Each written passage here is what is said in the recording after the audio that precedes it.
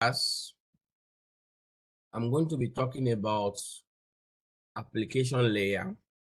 Then if you have the time, we're going to talk about data link layer. Now I've put the where I'm going to be taking those chapters. You'll see that we have chapter 4, we have chapter 5. Oh, sorry, chapter 4, then chapter 6. Why am I jumping chapter 5? Chapter 5 has to do with some calculation, binary calculation, converting bits to binary to decimal, binary to hexadecimal, and all of that. I don't do that in between here. I do it much later before I teach IP addressing. So just like I said, I will be teaching all the related topics together, like all these reference OSI model or layer model or reference model. So the first on the line is application layer. Remember we talked about reference model in our last class, but I just decided to start from that place again. So that is going to be like a recap. And then we can move to the application layer. So why do we have reference model or layer model? Why? Remember we said the reason why we have OSI model is just and the flow of data. The open source people, the people that came up with what we're enjoying today, they gave us what will help us to have interoperability. And I explained that in our last class. HP can talk to Dell. Dell can talk to Lenovo. It makes no difference who manufacture the equipment. These are some of the things we're enjoying as a result of this open system, OSI reference model or TCP/IP reference model. And I remember telling you guys that the main reason for this layer or this model is just to understand the flow of data. And if you understand the flow of data, you will be able to manufacture your equipment or devices to be accessible over the network. The same thing applies to network programmers. If you are able to understand the flow of data, you can program something that is accessible over the network. So it doesn't really matter who programs or who manufactures something, as long as you understand the flow of data. So, and I remember telling you guys that we have OSI model, and then we have TCP/IP model. TCP/IP model is just a modification of OSI model. So we'll use OSI model to explain the flow of data. But in reality, networks of today are built on top of TCP/IP model. The internet is built on top of TCP/IP model. TCP/IP model is just a modification of OSI model. But the chapters we are going to be covering as we proceed, we're going to be talking about the layers under OSI model. Don't forget I told you, under OSI models, there are 7 layers. You count from physical layer. Physical layer is layer 1. Data link layer is layer 2. Network layer is layer 3. Transport layer is layer 4.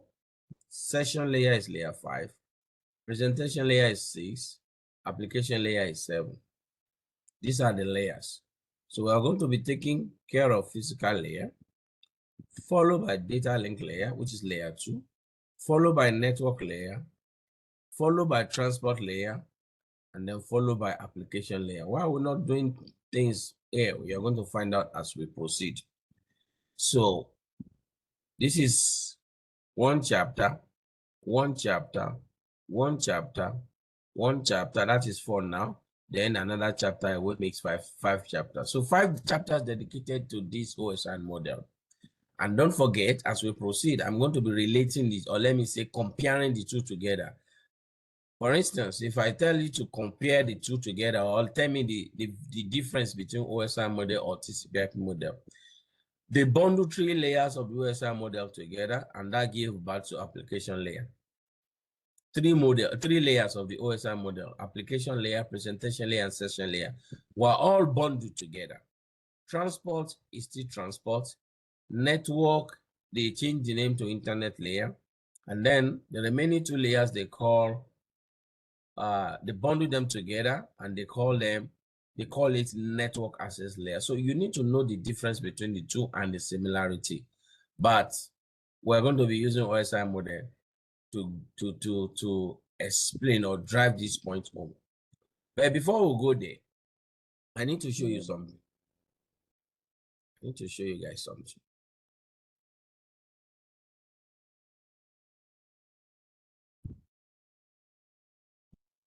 So let's assume this is me on my computer. I am connected to a switch.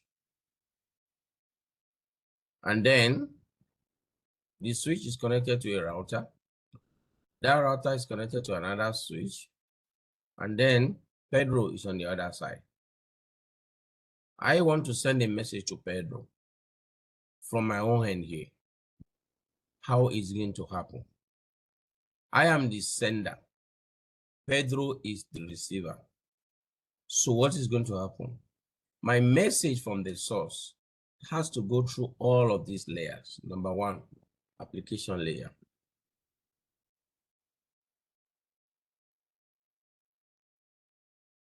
Presentation layer. Session layer. Transport layer. Network layer. Data link layer. Then physical layer. Don't forget there is a cable between me and Pedro. When I say a cable between me, it doesn't mean that we are directly connected. So this is the point I'm making now. By the time I push, I am at the application layer. Anytime, whoever is sitting on the computer, that is where you interface with this OSI model. You are the application layer. You are running some application to get the job done. By the time you push that data out, before it's going to get to this cable and start, the journey is going to start from the application layer. And at that application layer, we call data. Class rep, please, if you can hear me, give me thumbs up. My network is showing me that I have connection issue. If you can hear me, thumbs up. Okay, thank you. Okay, thank you guys. Presentation layer, we still call our data. At session layer, we call our data. But guess what? The moment the data gets to transport layer, we call the data segments. The moment the data gets to network layer, we call the data packets. The moment the data gets to data link layer, we call the data frame.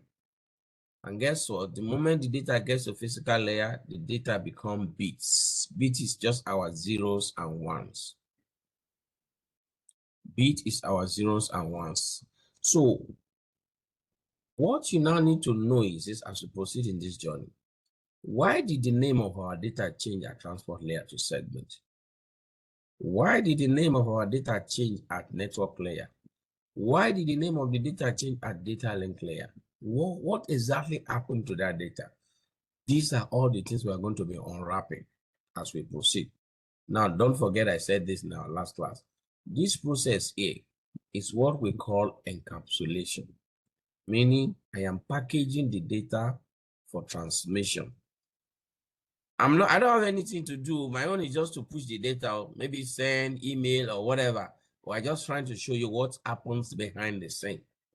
Now, by the time this data gets converted to zeros and ones at the physical layer, it moves through the cable and it gets to the other side. Pedro cannot read the data as zeros and ones because binary is the language of the computer. Decimal is human language.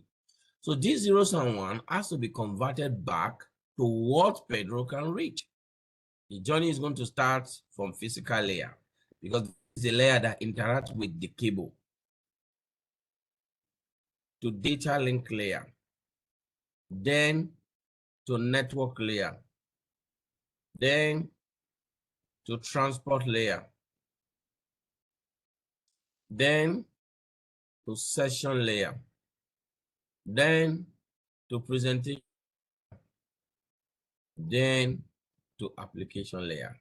So what happens is this.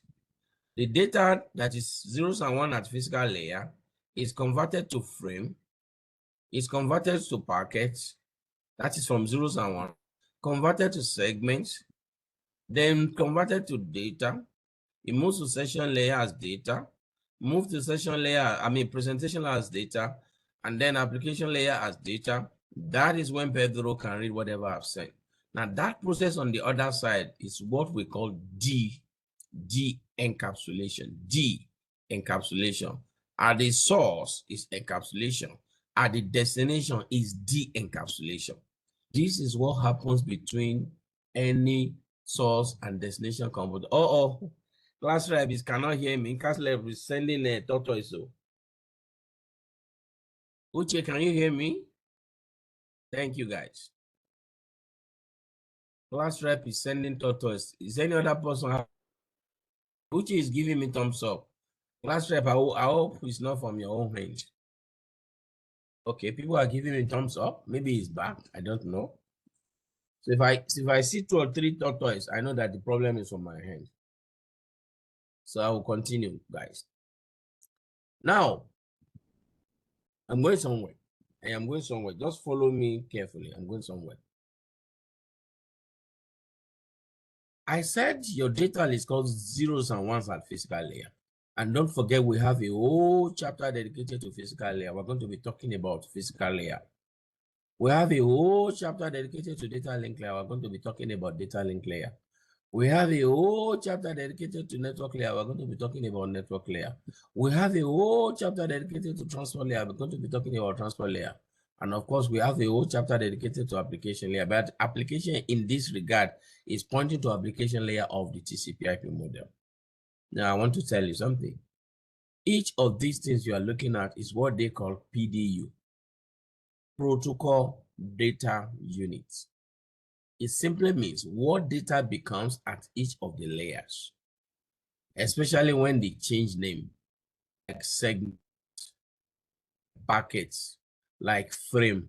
These are the things we call protocol data unit. It's like the name of your data when some transformation has happened to the data at a particular layer.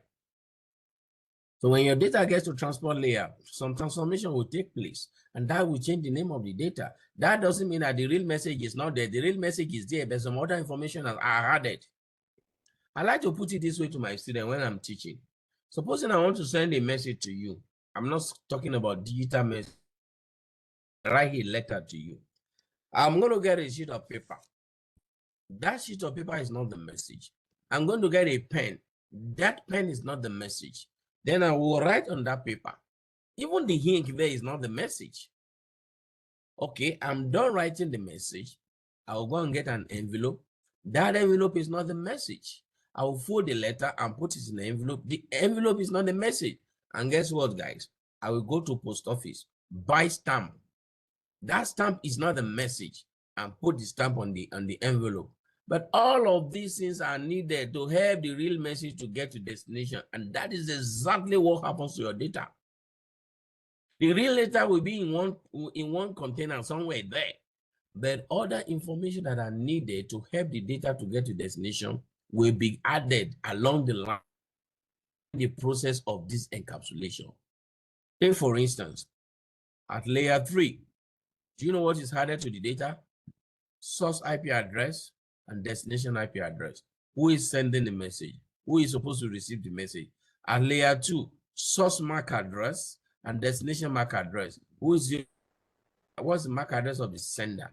What is the MAC address of the recipient along the line? At layer 4, source port number and destination port number. These are all the things that are added for our data to be able to get to the destination. And without all additional information, forget it, message cannot go to destination. It's like me wanting to send a letter to you. I wrote the letter, put it in the envelope. I didn't write your address. I did not buy a stamp. I just went to post office and dropped the letter there. Obviously, you are not going to get the letter. So when we talk about OSI model, basically, or TCP/IP model, it is just for us as engineers to understand the flow of data. How data move from source to destination. What happens to the data along the line? Because you will need this knowledge as we proceed. I think I've mentioned it before. If you want to do troubleshooting, for instance, I've talked about what the troubleshooting is. There's a problem on the network, you want to solve the problem. I can tell you, oh, it's a layer 1 problem. I can say it's a layer 2 problem. I can say it's a layer 3 problem. So when I say all of this, I'm using the terminology of OSI model to teach or to explain some things to you. Oh, it's a layer 1 problem. I think it should be a layer 2 problem. And these are all the things you are going to be learning as we proceed. So do not look at OSI model or TCP/IP model as something that we don't really need it. No, guys. It's part of the foundation, and it's very important for us to know, understand these things very well as we proceed. So I'm going to be running now because I need to take care of at least one layer into this class. Then if you have any question, don't forget, write your questions down. I will take care of that after the class.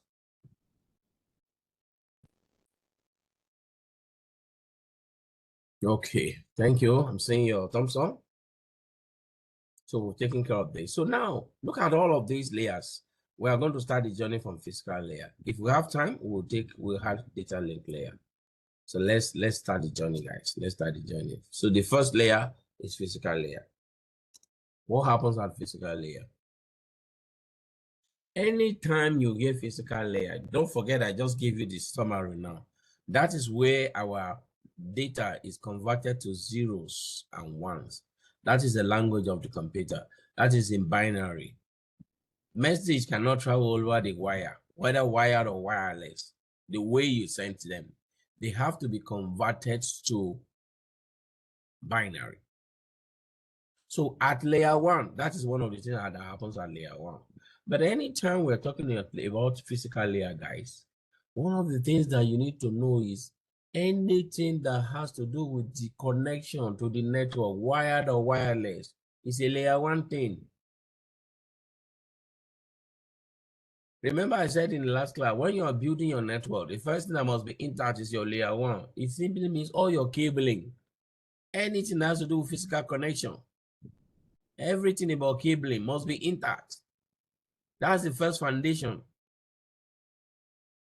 Because that is what that determines a lot of things. Physical connection, your cable, your network card. These are things size at layer one. And there are other things we're going to talk about when we talk about layer one. But basically, these are the things that we'll talk about at layer one. Physical connection to the network, how you establish it. You use wire, you use wireless, and of course the network card. So when we're troubleshooting the network, and I tell you it's a layer one problem, or I think it's a layer one problem, I am simply trying to tell you, bros, go and check your cable. Maybe the cable has cut.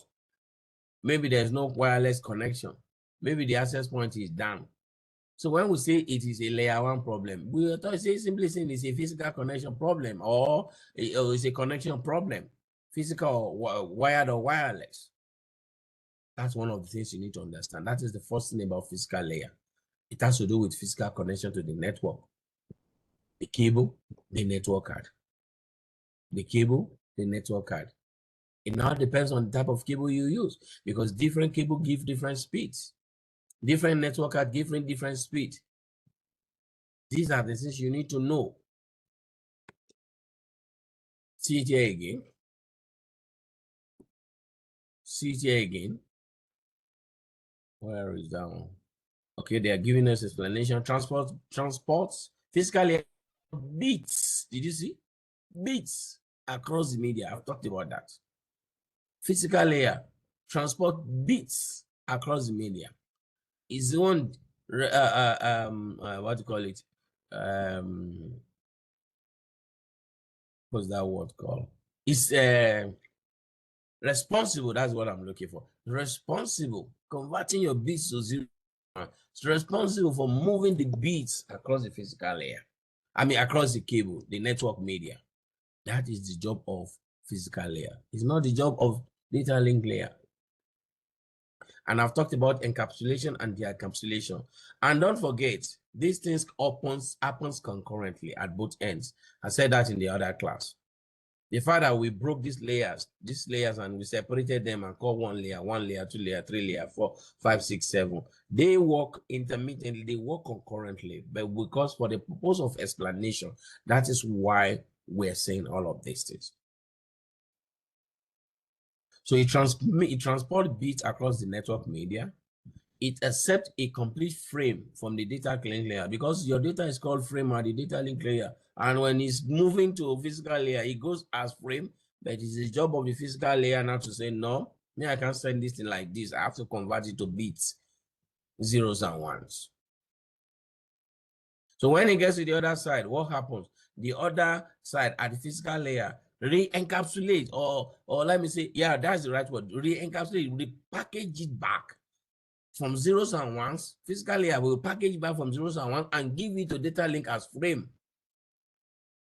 So you just reverse the logic. Just the way I've put it to you. Segment at layer 4, packet at layer 3, frame at layer 2, then bits, zeros and ones. That is the process of encapsulation. But when we are de-encapsulating, the reverse is the case. Physical layer will have to package that thing back as frame and give it to data link layer. When it gets to data link layer, it's a frame, or he has added everything that he needs to do to add, and then he send it to the next layer, and so on and so forth. I'm going somewhere. There are some parts where I will really take time. Some parts I won't take time. So physical layer standard. Who are the people behind this physical layer standard? When I say physical layer standard, all the cables we use, all the wireless connection we establish. Who are the people that will kind of give the standard or maintain the standard or tell us what must be in place? Those guys we spoke about when we were talking about ISO standard, they are here again. See them here. ISO, AITA, ITUT, ANSI, IEEE. These are the people that came up with standards. So if you are a manufacturer, you want to manufacture a network cable, there are things you must consider. There are things you must consider. Wireless. Can you people hear me? Thumbs up if you can hear me. Okay, I think the thing just fluctuated now. Okay, thank you guys. So for you, all these people must follow the standard. The people that will manufacture the access point for us to be able to use it for the purpose of connection, they must follow the standard. And all of this happens at layer 1. All of this is a layer 1 issue. These are physical layer issue. It has no business with data link layer. I'm going somewhere. Still talking about layer 1 or physical layer. We said it has to do with anything physical connection, physical components. Another thing I want to add to it is something called encoding. If you did physics, encoding and signaling in physics, please don't get scared and say, they are talking physics now in the class. No, we just needed to mention that. If you get to physics, in physics, we talk about signs, up and down. Up and down. What I mean by that is something like this.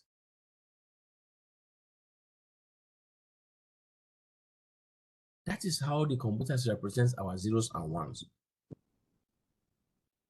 And all of this also happens at physical layer. Zeros and ones, high and low. If you did physics, you understand this concept, but we don't need to go into the depth of that. All we need to know is this: encoding issues, signaling issues, all of this still happens at physical layer. Don't forget, we're still talking about things that happens behind the scene. It's none of our business. Our own is just to send data. But as engineers, we need to know what happens, some of the things happening behind the scene. So anytime we talk about physical layer, we are referring to the physical components, like your cable, like your network cards, connectors. I'm going to show you guys connectors when we get there. Like connectors, that is the RJ45, cable materials, cable designs, how the cables are designed and manufactured. All of this is happened at layer 1. So it means at this layer 1, we don't really have anything serious to talk about, guys. My data becomes zeros and ones. Physical layer has to do with things that physical things, cables, materials, connectors, wireless connection, and so on and so forth. That's a physical layer issue. I like to stay here for a while. We cannot talk about physical layer and not talk about bandwidth. What is bandwidth? A layman's language, bandwidth on the network is just the speed of the network. When I say layman, somebody that does not understand networking, is the speed of the network. But you guys need to understand what we call bandwidth. Some people probably understand that already. But because of people that probably don't know, we need to talk about that. So what is bandwidth? And when we still talk about bandwidth, guys, it's still under physical layers too. So bandwidth is the capacity at which a medium can carry data. Bandwidth is the capacity at which take note of this, a medium can carry data. Bandwidth is the capacity at which a medium can carry data. Digital bandwidth measures the amount of data that can flow from one place to another in a given amount of time and how many bits can be transmitted in a second. So what determines this bandwidth? Physical media properties, current technology, and the law of physics play a role in determining the available bandwidth. So let me break this down further. Anytime we talk about the speed of the network, you hear us talking about, you hear us say something like the speed of our network is 10 Mbps. Or the speed of my network is 100 Mbps. Or the speed of my network is 1000 Mbps. What do I mean by all of this? Starting from the 10 Mbps, that is 10 millions of bits in 1 second. It simply means we can push 10 millions of bits of data, or 10 millions of data, yeah, that's bits, out of the network in 1 second. Don't forget, when you're on the network, all kinds of bits are being pushed out, depending on the size of the network. So if the network, the speed of the network is not enough, you see that the network will be slow. But if you have enough bandwidth, you see that people are doing different things and the network is not even feeling it. Even the people are really enjoying themselves. So when you say 10 millions of bits, that is 10 millions of zeros and ones are being pushed out or being received simultaneously. That is the bandwidth of the network. What if we take it to the next level? 100 millions of bits per second. That is what we call 100 Mbps. 100 Mbps. And then the last one here is 1000 bits, millions of bits. It's the same thing as 1 gigabit per second. So the higher the bandwidth of the network, the faster your network. The higher the bandwidth of the network, the faster your network. And so what determines the speed of the network? Look at them here. Media properties, current technologies. I'm going to explain that further. The higher the bandwidth of the network, the faster the network. Now, when I say bandwidth, now I'm going to break it into two. Let me just finish this part. So when you want to talk about bandwidth, it is always measured in bit per second. BPS, bit per second. So you hear us talking about bit per second. But because bit per second is too small for us, you hear us talking about kilobit per second. That is 1000 of bits in 1 second. Then we move from that on to megabit per second. That is 1 million of bits in 1 second. Then you hear us talk about gigabit per second. That is 1 billion of bits in 1 second. And of course, networks nowadays have moved to terabit per second. These are different bandwidths, capacity that you can have on the network. And I like to talk about this because as a student, when I was a student, it was it was too confusing for me. Let me tell you how. Let me take you somewhere. Let me take you somewhere, guys.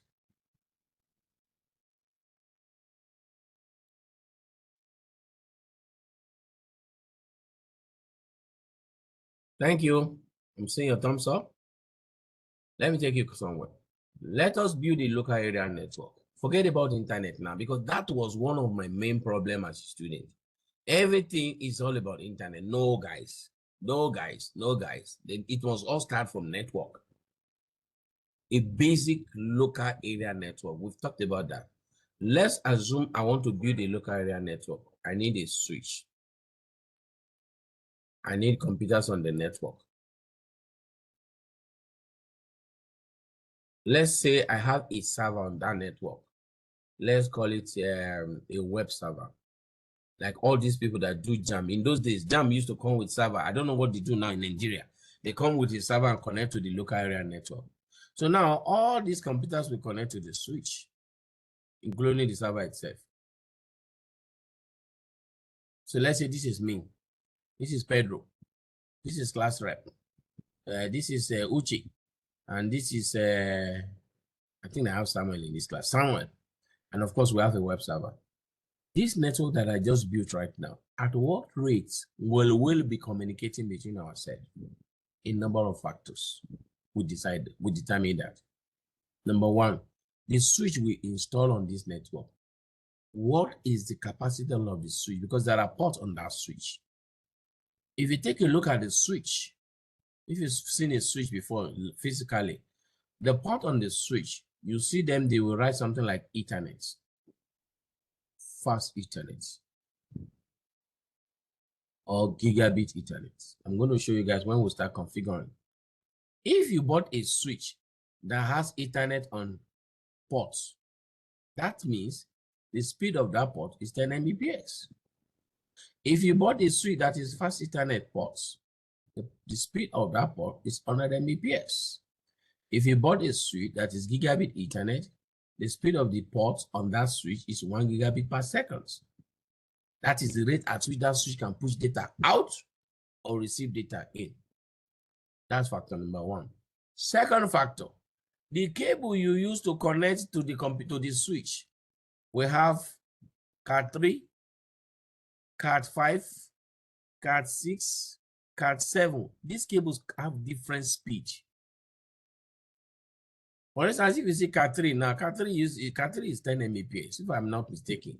So if you use Cat 3 cable on your network, you know that there is no magic. You have that cable cannot carry more data more than the speed of 10 megabit per second. What about the computer, guys?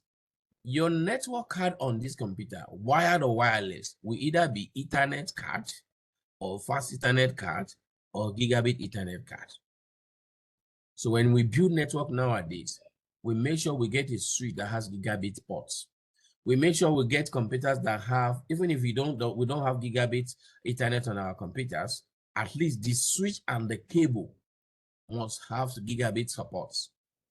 So if you now brought in your network, your computer that has a gigabit Ethernet card, let's say all of us on this network, we have computers that have gigabit Ethernet card.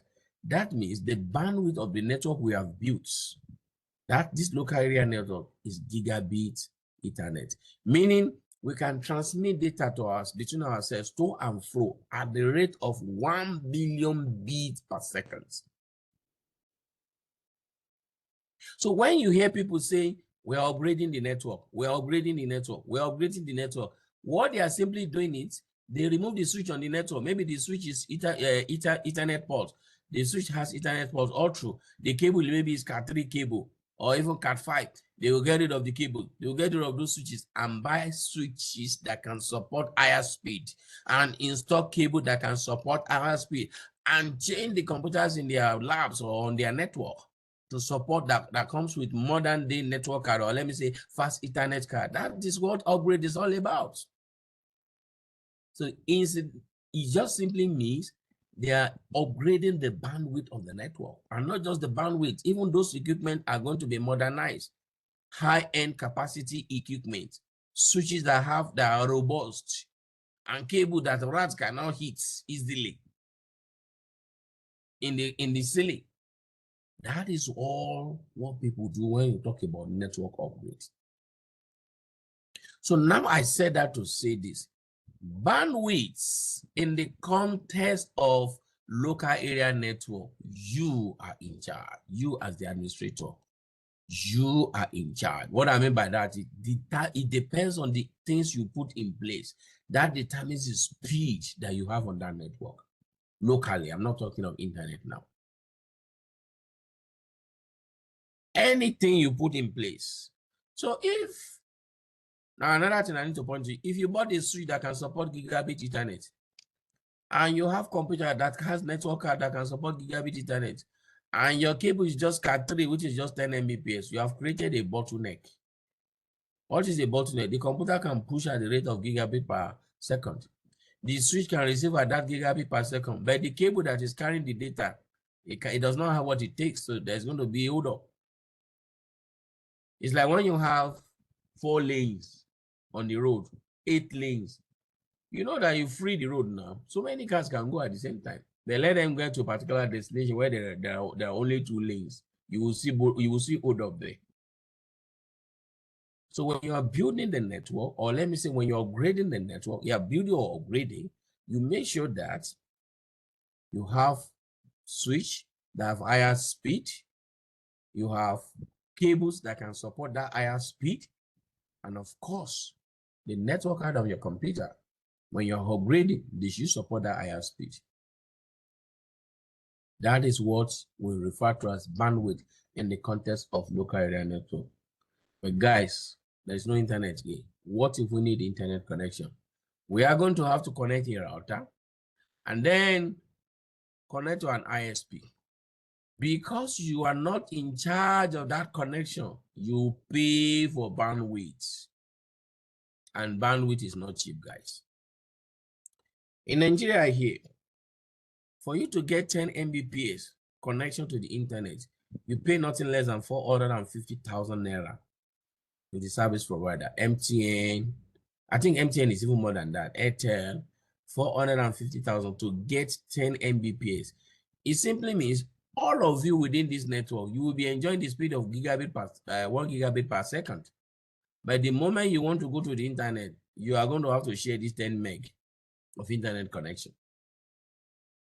And if there is no quality of service on the network or bandwidth management, that's when you get some people say, the network is slow. So I don't know what is happening on the network. All kinds of stuffs. Why? The speed is not enough. Why can't you go for higher speed? Bandwidth is expensive. For organizations that have money, they can move further. They can go to 100 Mbps. Or they go to what they call STM1, 155 Mbps. I think it's over $1 million per month for this. And not many organizations can afford that. So when you talk about bandwidth, guys, on the LAN, it's like pure water. On wide area network, it's like gold. You have it on LAN because you are in charge. But when you're trying to connect to the internet, when you're trying to have internet connection, bandwidth is not cheap. It's expensive. And that is why not many people can have good internet connection because of how expensive these things are. So I needed to take you guys to that line to see the difference between bandwidth in the context of local area network and bandwidth in the context of wide area network, because these were things that confuse me as a student. They will say bandwidth, bandwidth, bandwidth, bandwidth, bandwidth, bandwidth. On the LAN, in your LAN, you are in charge. You determine by the type of equipment, cables, and stuff you put in place. Even access point, when you want to buy access point, if you check the back of the access point, you see, and you're still going to see some other things. When it comes to wireless, how you will know the speed. So please take note of this. Be jotting your questions down, guys, in case you have questions.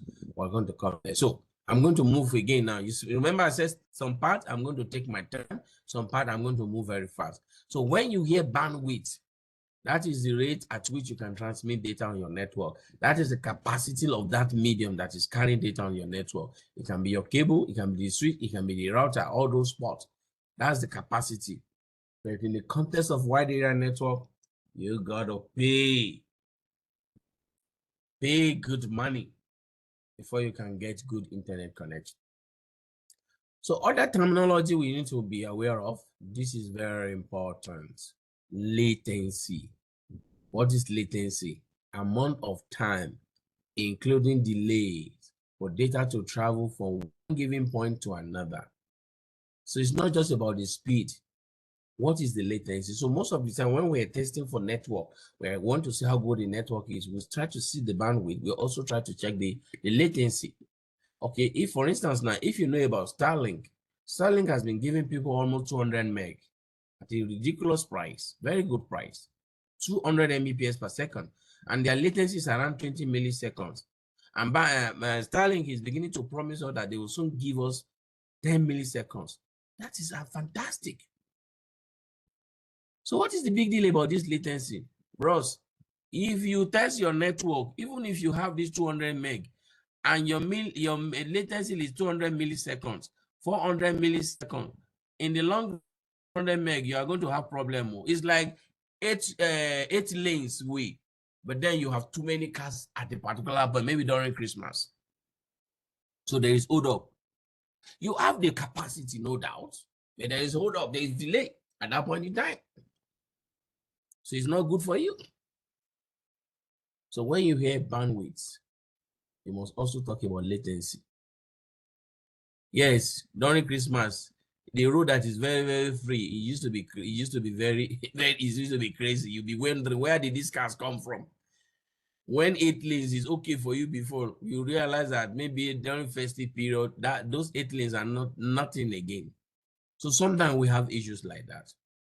So latency is very important for us. For instance, now, if we're talking about voice network, you are building a voice network, anything that is beyond 2 milliseconds is not acceptable for voice. That is the latency.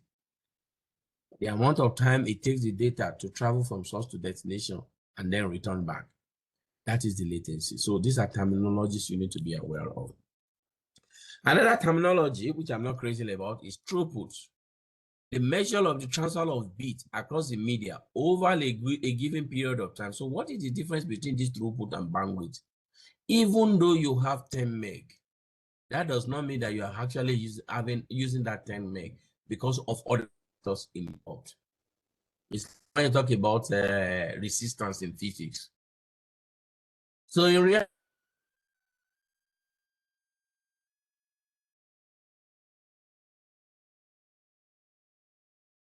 maybe 9 meg or 8 meg. That is what we call throughput. The actual, you have the capacity, but this is reality show. So that's another terminology. Then what about good put? This thing can be confusing sometimes. Just remove the traffic overhead. If there are like the delay, like the latency, when you remove it from the throughput, that's what you call a good put. Meaning we can even go further and say, okay, we know you are supposed to be able to move at this rate, which is your throughput. But what if there are hold-ups on the line? The first one is not about hold-up, it's about some, maybe based on the properties of the device, like the cable, the media. So of course there will be resistance inside it if you know about physics. So you have throughput, you have good puts. All of them are still under bandwidth, but we hardly talk about throughput and in networking or in IT. You hear us talk about bandwidth, you hear us talk about latency, but you need to be aware that there's something called throughput and then there's something called good puts. The measure of usable data transfer over a given period of time, but you must remove the traffic overhead, all the hold-ups on the roads, the policemen on the road that stop you, checking your papers, the what do you call them? All these traffic people, I forgot their name. Road safety, stop you on the road. All those things, they are traffic overhead. And traffic overhead sometimes is not because of police or traffic road safety. Even your devices also constitute traffic overhead. For instance, now, if I'm sending data to you and we are connected to the switch, I'm going to demonstrate that to you guys in another class. The switch needs to find out where you are. He checks his MAC address table. That's an overhead. He's thinking. He's trying to make decision to know where you are and then send the message to you. And like the other topology I drew earlier, I am connected to the switch, from the switch to the router to another switch. All of those devices, they introduce their own delay, even their minima. Those are traffic overhead. You need to be aware of all of this. I need to move again, guys. So when you talk about bandwidth, you need to understand bandwidth. Bandwidth. That is the speed on the network, the capacity of the things you put on the network. The next one is wireless media. That is one I call spiritual connection. It's also a layer 1. So what's the big deal about wireless? It has become a major, let me say, the preferred way to connect to the internet, to the network nowadays. The preferred way to connect to the internet or to connect to the network. Why? Because of the flexibility, the ease of connection. But the wireless has some limitation. even though some of those limitations are now being taken care of. For instance, coverage area. Coverage area. Most of the wireless signal the wireless access point you have, maybe they can cover 300 meters, or even 500 meters. That is when you are trying to use it to spread information or data around. Now, most of the time you go to an environment where you see multiple access points. The reason why you have multiple access points is because one access point cannot go beyond maybe 500 meters. So they need to have more than 2, 3, 4, 5, 6 to cover all the environment. That's the limitation. Interference is another problem with wireless. Like microwave can distort your wireless. Phones that operate at a very high frequency, they can disrupt the wireless signal. That's another issue. Security is another issue when you talk about wireless. I don't need to enter into your compound to see your wireless signal. I can just be around your compound and see your wireless signal.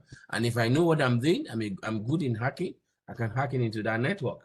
But if it is cable, I have to enter your room or your compound and connect to your switch physically before I can be part of your network. So these are issues with wireless, even though most of those things are being resolved.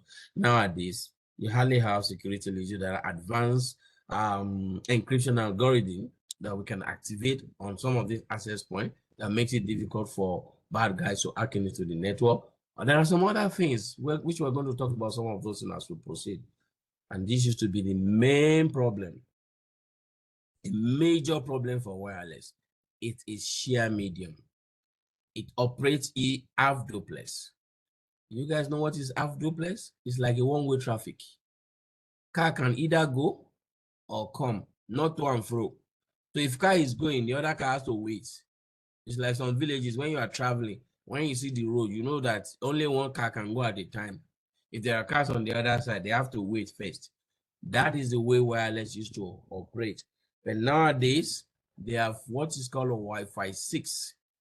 Wi-Fi 6 is on full duplex. So they've taken care of that problem. So that's one of the reasons why people are beginning to get comfortable with wireless. Security is taken care of. Now, you cannot take care of security permanently. You can just do your best and hope for the best and keep on securing and so on, improving and so on and so forth. Okay. Then the sheer medium issue, which used to be a limitation, has also been taken care of in Wi-Fi 6.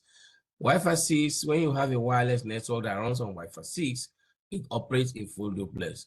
What do I mean by full duplex? A different part for transmitting, it is called TX, and a different part for receiving, it is called RX. So dedicated lane for sending data, dedicated lane for receiving data. All of this have been taken care of in Wi-Fi 6.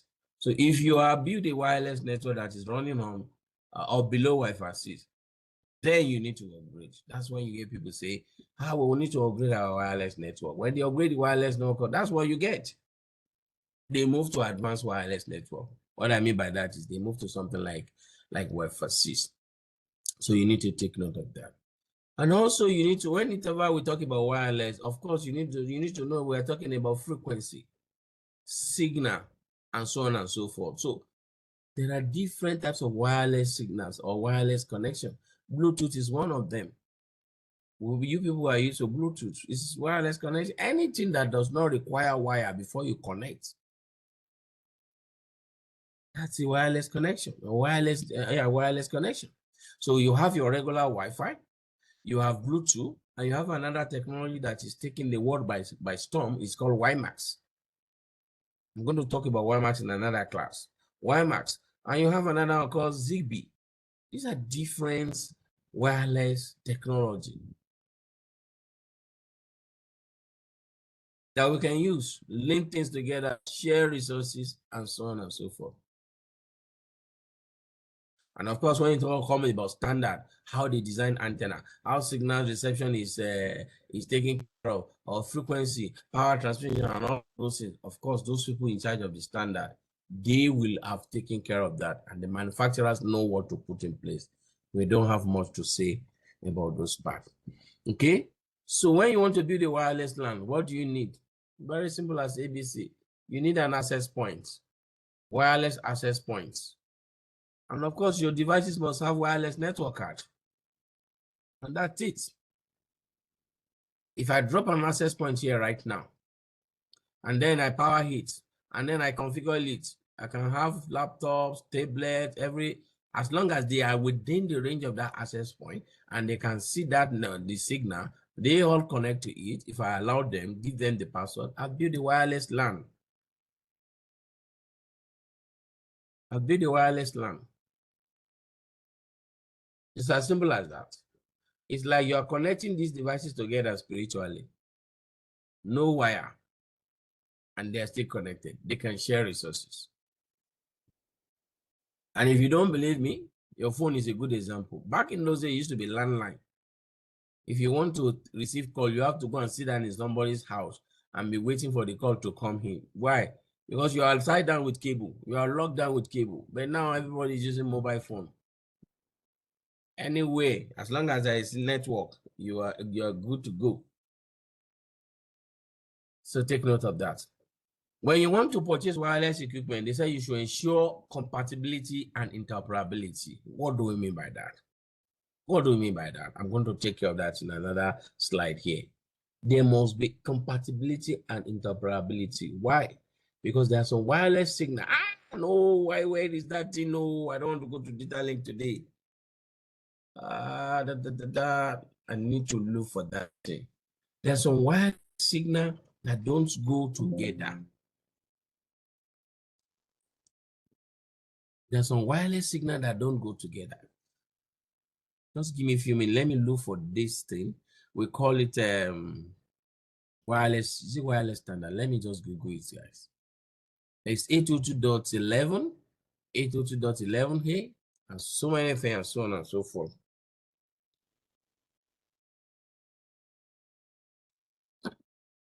Wireless standard.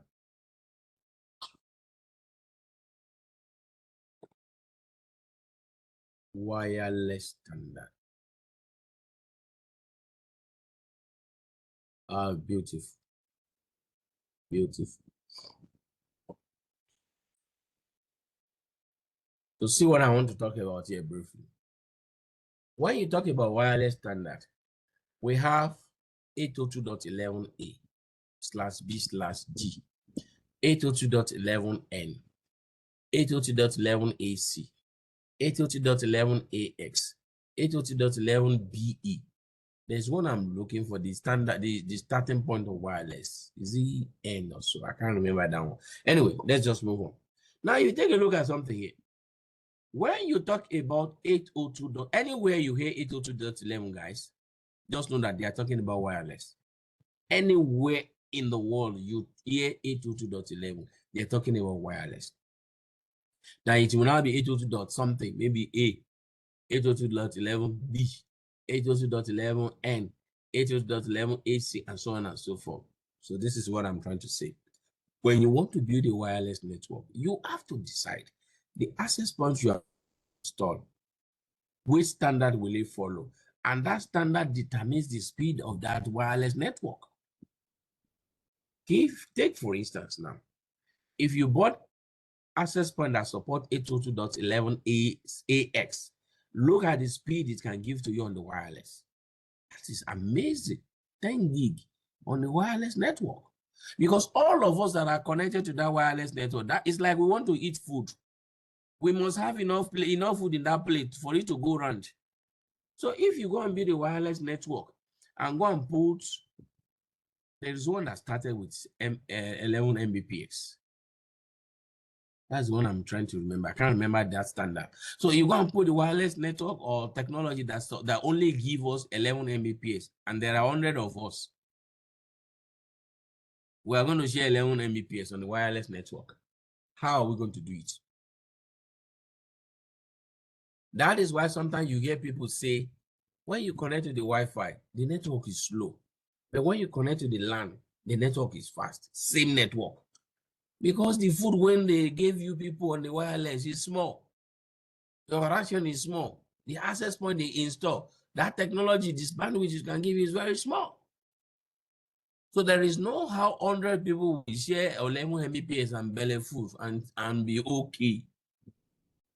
So what if you now want to upgrade that network? You get rid of that access point. Go and buy another access point that support modern technology. Maybe 11AC, which is also called Wi-Fi 5. That one can give 1 gig. Maybe 11N. That one can give, I can't remember the speed of this, not even written here. You can do that research. Or the one that can give, forget about all the old ones that are 11 Mbps and 54 Mbps. Those are old stuffs. So if I'm building a wireless network nowadays, I will go for an access point that support Wi-Fi 6. Most of the ones people have, they are just 802.11a, B, or G. Old network, those old network, ancient network, you know, as long as they are still browsing, they are okay with it. But if you want to build a new network nowadays, or you want to upgrade that network, you don't use those access points. You get rid of those access points. But don't forget, the journey does not just start from the access point. Of course, your layer 1, which is the cable, you must take care of the cable also. You'll be able to support that because the data is coming through the cable before it enters into the wireless. Let me draw that again for you guys. Let's say this is my ISP. It's sending that thing to me. It can be through cable, it can be through wireless, microwave. Bam, it enters my router. Then for my switch, it enters the switch. Then an access point will be connected to the switch to distribute wirelessly. So people can connect through wire, they are browsing. People that are connecting through wireless, they are also browsing. So you need to know that there must be synchronization. This is your cable must be able to give us what we are talking about. If your cable does not support 10 gig, even if you put an access point of 10 gig, you are just deceiving yourself. You will just create a bottleneck because the access point has what it takes to give that speed of 10 gig. But all in all, it's not getting up to that. So you are underutilizing that capacity of that access point. So when you want to build a network, guys, wire the wireless, factor in this bandwidth we're talking about. The type of access point, the type of switch, the type of cable, those are the things that determine the speed. Let me use that layman's language. Determine the speed of that network. Before we not talk about internet connection, of course. I've told you that one. That's the last thing to talk about. Your local area network must be in place first. Everything must be up and running. Your design must be good. Because if the design is not good, even if the service provider is giving you 1 gig, you're still fooling yourself. There will be a problem locally. And it will interest you to know that they're receiving Wi-Fi 7 now. So you can do your research, guys, after today's class. So you do your research about Wi-Fi 4, Wi-Fi 5, Wi-Fi 7. See the difference between the technology. See the kind of bandwidth they give to us. So when you are connecting wirelessly and you don't, this is the reason why you people are struggling.